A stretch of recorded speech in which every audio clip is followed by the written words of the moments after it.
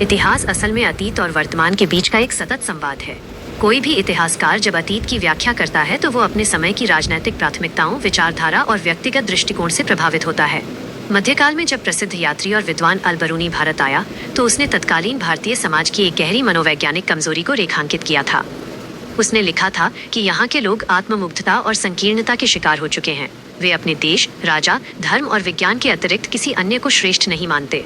इसी कूपमंडूकता का लाभ उठाकर आधुनिक काल में यूरोपीय विद्वानों ने भारतीय इतिहास की ऐसी व्याख्याएं प्रस्तुत की जिन्होंने हमारे औपनिवेशिक दास्ता के मार्ग को प्रशस्त किया। प्रस्तुत व्याख्यान में हम इन्हीं दृष्टिकोणों का कड़ियों में वर्गीकरण कर अध्ययन करेंगे। कड़ी 1, ईसाई मिशनरी दृष्टिकोण एवं ज्ञानोदय, एनलाइटनमेंट का प्रभाव। आधुनिक काल में भारत के इतिहास को लिपिबद्ध करने का पहला प्रयास यूरोपीय विद्वानों द्वारा किया गया। इस दौर को हम 2 स्पष्ट वैचारिक उपभागों में विभाजित करके समझ सकते हैं। ईसाई मिशनरियों का पूर्वाग्रह और दोष अन्वेषण। भारत में आने वाले शुरुआती ईसाई धर्म प्रचारकों का मुख्य उद्देश्य अकादमिक नहीं बल्कि धार्मिक था। वे यहाँ ईसाई धर्म की सर्वोच्चता स्थापित करना चाहते थे। इसके लिए उन्होंने प्राचीन भारतीय ग्रंथों, सामाजिक रीतियों और धार्मिक दर्शन का गहरा अध्ययन तो किया, परंतु उनका एकमात्र मंतव्य इसमें निहित कमियों और दोषों को बढ़ा चढ़ाकर प्रस्तुत करना था। ऐसा करके वे भारत में बड़े पैमाने पर धर्म परिवर्तन के लिए एक नैतिक और बौद्धिक आधार तैयार कर रहे थे। अतः इनके इतिहास लेखन को किसी भी रूप में निष्पक्ष या वैज्ञानिक नहीं माना जा सकता। यूरोपीय ज्ञानोदय, रेनेसांस और भारतीय ज्ञान की प्रतिष्ठा। 18वीं शताब्दी के यूरोप में जब ज्ञानोदय युग का सूत्रपात हुआ तो वहाँ के दार्शनिकों ने चर्च के रूढ़िवादी नियंत्रण के खिलाफ आवाज उठाई।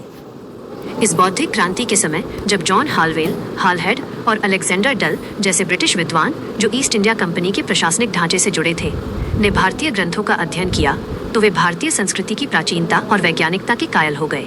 बौद्धिक कड़ियों का विश्लेषण। जॉन हालवेल का मत।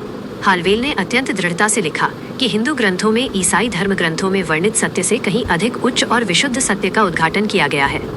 उन्होंने बाइबल के ओल्ड टेस्टामेंट में वर्णित प्रलय, बाढ़ के समय को भारतीय काल गणना के अनुसार बहुत बाद का माना।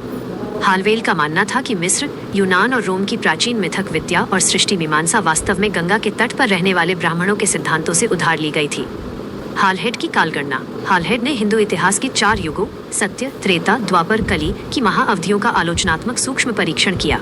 उन्होंने तत्कालीन यूरोपीय जगत के इस संकुचित विचार को पूरी तरह ध्वस्त कर दिया कि मानव समाज का विकास केवल कुछ हजार वर्षों के भीतर सिमटा हुआ है। इसी क्रम में यूरोप के उन महान चिंतकों ने भी भारत पर अपनी लेखनी चलाई जिन्होंने कभी भौतिक रूप से भारत की भूमि पर कदम नहीं रखा था। महान राजनीति विशारद और दार्शनिक वोल्टेयर ने भारत को धर्म के सबसे प्राचीन रूप की वासभूमि और विश्व सभ्यता की शैशव स्थली के रूप में स्वीकार किया। वोल्टेयर का प्रसिद्ध वक्तव्य।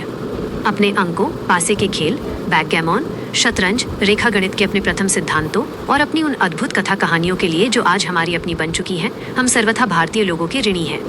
संक्षेप में मेरी ये सुदृढ़ मान्यता है कि हमारी प्रत्येक महत्वपूर्ण विधा, चाहे वो खगोल विद्या हो, ज्योतिष हो, अध्यात्म हो या तत्वमीमांसा, वो सब गंगा के पवित्र तटों से ही बहकर यूरोप तक आई है। फ्रांसीसी प्रकृति वैज्ञानिक पियर दी सोनेरत ने भारत को समस्त सभ्यताओं की जन्मभूमि माना।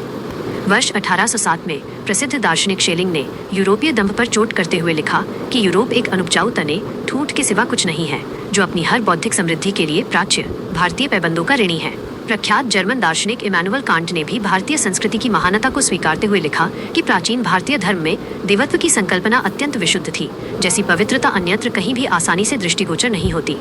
कड़ी 2, साम्राज्यवादी इतिहास लेखन, औपनिवेशिक शासन को न्यायोचित ठहराने का अस्त्र। जब ब्रिटिश ईस्ट इंडिया कंपनी ने भारत में एक व्यापारिक इकाई से बढ़कर राजनैतिक संप्रभुता हासिल कर ली तो उनकी प्रशासनिक आवश्यकताएं बदल गईं। अब उन्हें भारतीयों पर अपने दमनकारी शासन को नैतिक रूप से सही सिद्ध करना था। इसी राजनीतिक स्वार्थ की पूर्ति के लिए साम्राज्यवादी इतिहास लेखन स्कूल का जन्म हुआ। 1784 में सर विलियम जोन्स द्वारा बंगाल में एशियाटिक सोसाइटी की स्थापना इसी दिशा में पहला बड़ा कदम था। इस स्कूल से William Jones, Max Muller, Monier Williams, James Mill और हीगल जैसे विचारक गहराई से जुड़े थे। जेम्स मिल का सांप्रदायिक विभाजन कार्ड। जेम्स मिल ने 1806 से 1818 के मध्य 6 खंडों में भारत का इतिहास, हिस्ट्री ऑफ ब्रिटिश इंडिया लिखा। आश्चर्य की बात यह है कि मिल न तो कभी भारत आया था और न ही उसे किसी भारतीय भाषा का ज्ञान था। उसने अपने साम्राज्यवादी पूर्वाग्रह के कारण भारतीय इतिहास को 3 कालखंडों में विभाजित किया: हिंदू काल, मुस्लिम काल और आधुनिक ब्रिटिश काल। उसने प्राचीन हिंदू काल को अत्यंत बर्बर, आदिम और अंधकारमय घोषित किया। मिल के इसी विकृत इतिहास का उपयोग उसके पुत्र जॉन स्टुअर्ट मिल और लॉर्ड मैकाले ने भारत की भावी औपनिवेशिक शिक्षा नीति को तय करने में किया, ताकि भारतीयों के भीतर अपनी संस्कृति के प्रति हीन भावना भरी जा सके। ऑफ बी मैक्समूलर का प्रच्छन्न धार्मिक एजेंडा।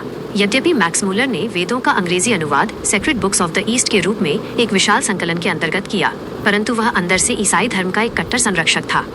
उसका मुख्य उद्देश्य प्राच्य ग्रंथों का अनुवाद कर उनकी कमियों को उजागर करना था, ताकि भारत में ईसाई मत के प्रसार को सुगम बनाया जा सके। सी विंसेंट आर्थर स्मिथ का नस्लीय जातीय अहंकार। 20वीं शताब्दी के प्रारंभ में साम्राज्यवादी लेखकों में सबसे शीर्ष नाम वी.ए.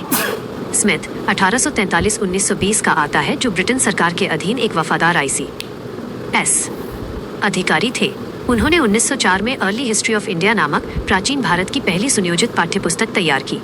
एक औपनिवेशिक सिविल सेवक होने के नाते उन्होंने भारतीय इतिहास में केवल विदेशी तत्वों और आक्रमणों की भूमिका को ही सर्वोपरि दिखाया। स्मिथ के लेखन की विकृतियां। स्मिथ ने अपनी प्राचीन भारत की पुस्तक का लगभग एक तिहाई भाग केवल सिकंदर के भारत आक्रमण के विवरण में खपा दिया।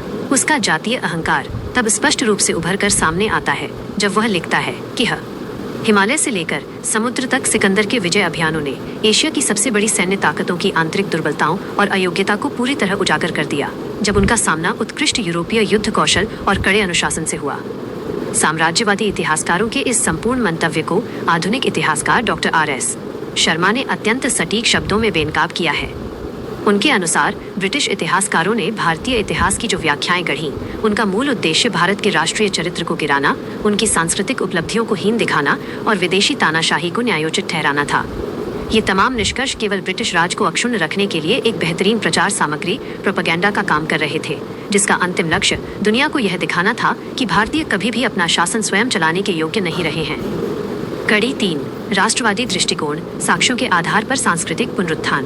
19वीं शताब्दी के उत्तरार्ध में जब भारत का सुशिक्षित बौद्धिक वर्ग तैयार हुआ, तो वह साम्राज्यवादी लेखकों द्वारा किए गए इस इतिहास के विरूपण को देखकर स्तब्ध रह गया। इसके प्रत्युत्तर में राष्ट्रीय चेतना से ओतप्रोत होकर भारतीय विद्वानों ने इतिहास को भारतीय चश्मे से देखने का महती प्रयास प्रारंभ किया। शुरुआती दौर में राजेंद्र लाल मित्र, डॉक्टर आर.जी. भंडारकर और वी.के. राजवाड़े ने इस दिशा में काम किया, परंतु साम्राज्यवादी इतिहास को वास्तविक और अकाट्य चुनौती 20वीं शताब्दी के प्रथम 25 वर्षों में प्राप्त हुई। प्रमुख राष्ट्रवादी विभूतियां एवं ऐतिहासिक प्रतिघात। Doctor DR. भंडारकर 1875-1950। इन्होंने केवल साहित्यिक स्रोतों पर निर्भर न रहकर पुरालेखों, इंस्क्रिप्शंस और प्राचीन सिक्कों, कॉइन्स के ठोस साक्ष्यों के आधार पर प्राचीन भारत का पुनर्निर्माण किया। अशोक के अभिलेखों और प्राचीन प्रशासनिक व्यवस्था पर लिखी उनकी पुस्तकों ने उन तमाम औपनिवेशिक भ्रांतियों को जड़ से उखाड़ फेंका जो अंग्रेजों ने फैलाई थी। के.पी. जायसवाल 1881-1937 राजनीतिक प्रतिशोध। साम्राज्यवादी लेखकों के इस दावे पर कि भारतीयों में कभी कोई राजनीतिक चेतना नहीं थी, जायसवाल ने सन 1924 में अपनी अमर कृति हिंदू पॉलिटी लिखकर ऐतिहासिक प्रहार किया।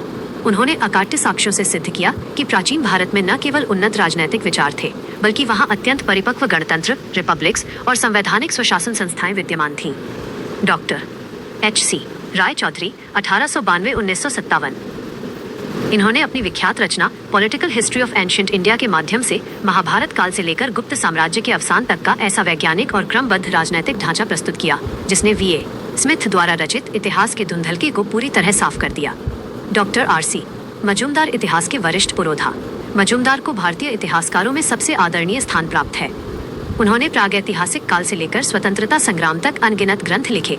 उनके प्रधान संपादकत्व में 11 विशाल खंडों में प्रकाशित history and culture of the Indian people भारतीय इतिहास लेखन के इतिहास में एक मील का पत्थर है, जिसमें भारतीय सभ्यता के हर सामाजिक, आर्थिक और सांस्कृतिक आयाम का प्रामाणिक विवेचन है। Prof K L. नीलकंठ शास्त्री 1892-1975। साम्राज्यवादी लेखक प्रायः दक्षिण भारत के इतिहास की उपेक्षा करते थे। शास्त्री जी ने ए हिस्ट्री ऑफ एंशिएंट इंडिया और ए हिस्ट्री ऑफ साउथ इंडिया लिखकर दक्षिण के महान चोल, चेर, पांड्य और चालुक्य राजवंशों के गौरव को इतिहास के केंद्र में ला खड़ा किया। Doctor R K. मुखर्जी एवं महामहोपाध्याय पी.वी. काणे, राधा कुमुद मुखर्जी ने हिंदू सिविलाइजेशन, चंद्रगुप्त मौर्य, अशोक और फंडामेंटल यूनिटी ऑफ इंडिया के माध्यम से भारत की सांस्कृतिक और भौगोलिक अखंडता को सिद्ध किया। वहीं संस्कृत के प्रकांड विद्वान पी.वी.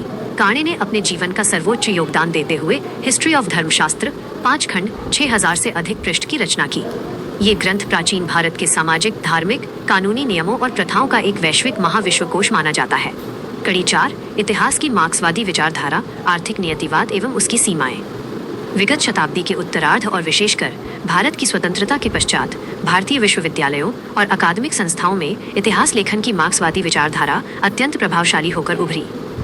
मार्क्सवादी इतिहासकार किसी भी घटनाक्रम को राजाओं के नजरिए से न देखकर आर्थिक संरचनाओं, उत्पादन प्रणालियों और वर्ग संघर्ष के सार्वभौमिक सिद्धांतों के माध्यम से देखते हैं। ऑफ ई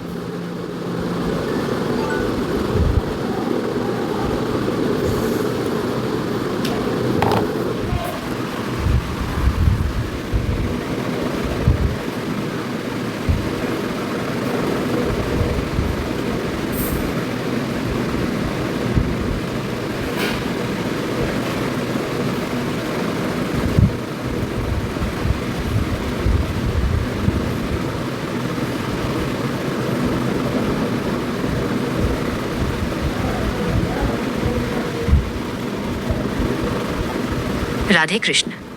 आपके इस प्राचीन भारतीय इतिहास लेखन के महत्वपूर्ण व्याख्यान पत्रक को हम पूरी तरह से व्यवस्थित, स्पष्ट और पठनीय, स्कैनेबल रूप में